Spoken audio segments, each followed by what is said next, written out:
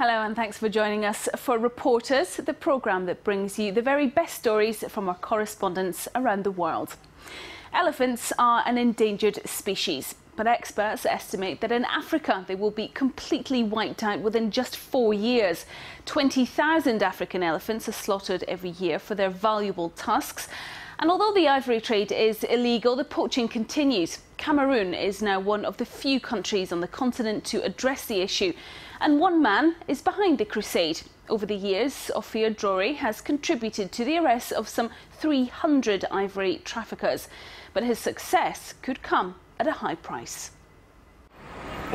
6 a.m. in Yaoundé. The day has barely started here in the Cameroonian capital, but Ophir Drory is already at work. Bonjour. Locals call him the man in black, and he's a guest live on state radio this morning. And welcome to the program. Thank you. Ophir's media mission never changes. He's here to draw attention to the illegal traffic in endangered species. Gorillas, chimpanzees, lions, elephants. These are the species that need our help. Those species are very well traded with rich people and even outside of this country, and that's the focus on the operation. It's those species and especially people who are high up, the real dealers rather than the small poachers on the ground. Ophir is a poacher's worst nightmare. A former officer in the Israeli army, he now works with Cameroonian officials to hunt down the smugglers. It all started 8 years ago with one meeting. Ophir was writing an article on bushmeat when a trader offered to sell him a young female chimpanzee. Shocked, Ophir freed the animal and founded an organisation called LAGA, or Last Great Ape. Today, he and his team go undercover and break up the trafficking rings. Sometimes they manage to trap those right at the top of the chain. Ophir takes us to the scene of one of his biggest victories. We need to understand that this is a mafia that is doing that. And what is surprising, that the mafia is in the middle of, of all of these rich quarters with all of the embassies and all of the aid agencies around. It just stands to show what we're fighting for. We're fighting for getting more attention towards this kind of criminality, something that the system does not want to fight or actually afraid to fight. That's what we are trying to do. In other words, he's also tackling corruption. This is the house. Between 2006 and 2008, this house was the centre of a massive ivory traffic to Asia. Every couple of months, nearly 4 tons of elephant tusks were packed in containers and left this garden en route for Hong Kong. Officially, it was an innocent-looking used tyre business operated by 3 Chinese. Ophir and his team managed to break up the smugglers' network, running in Africa since the 80s. We find many interesting things. There are about 60-something SIM cards. So the guys were just trying to change their numbers every day. And that was another interesting thing there. And of course, as I was saying, the most interesting thing for us to find was a receipt that was actually a receipt for a bribe. A receipt where the main culprits were actually instructing people here to take money, take 1 million sefa, and go and liberate our main witness in Douala. And actually they succeeded. But the disappearance of this key witness wasn't enough to derail the investigation. Indeed, it's still ongoing and has spread to several other countries. For their efforts, LAGA and the Cameroonian authorities were congratulated by Interpol. Over the past 7 years, LAGA's work has resulted in the seizure of several hundred tons of ivory, hundreds of wild animal skins, and many kilos of bushmeat. But they've also managed to free wild animals such as chimps or parrots, earmarked for unscrupulous foreign collectors. In total, 280 traffickers have been jailed. That's 1 a week. But some of them don't stay in prison for long, because in Cameroon, corruption is rife. That becomes clear when we head out to the markets.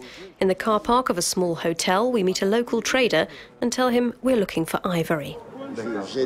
I've got ivory, but it makes me nervous. I was caught with it. They catch people with it. I had an appointment with a customer like you, and I was totally shocked because as I showed him the goods like this, the police came and caught me. And then what happened? I gave the police some money. How much? I gave him 50,000. 50,000? And he let me go.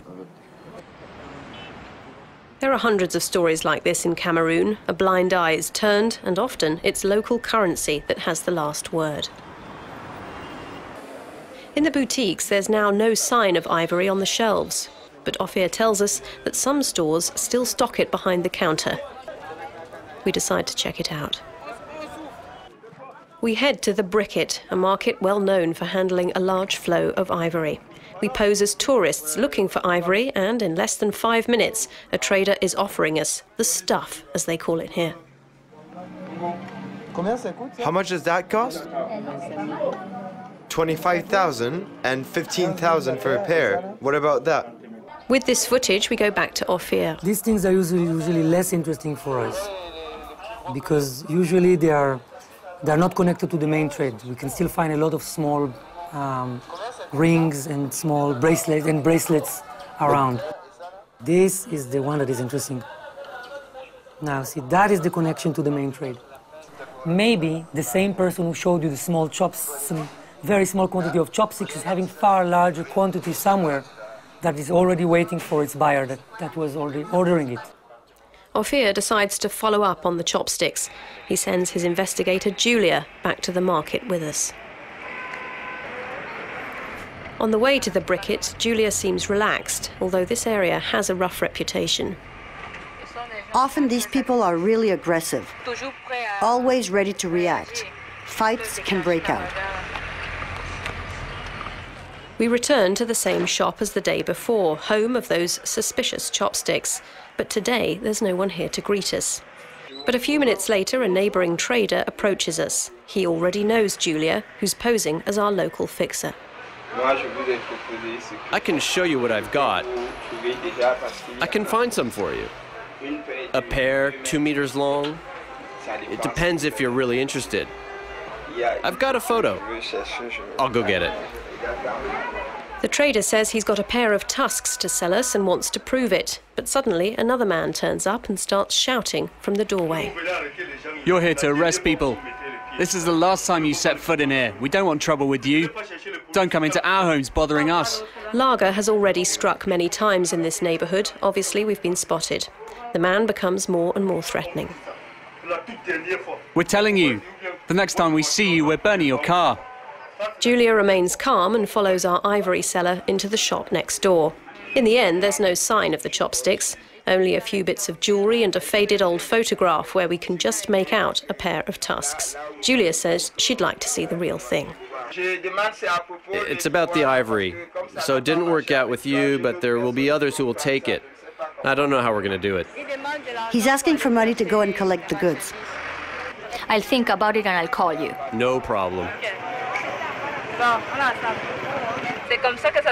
This often happens. Look, for now we'll go and see Ophir and he'll decide.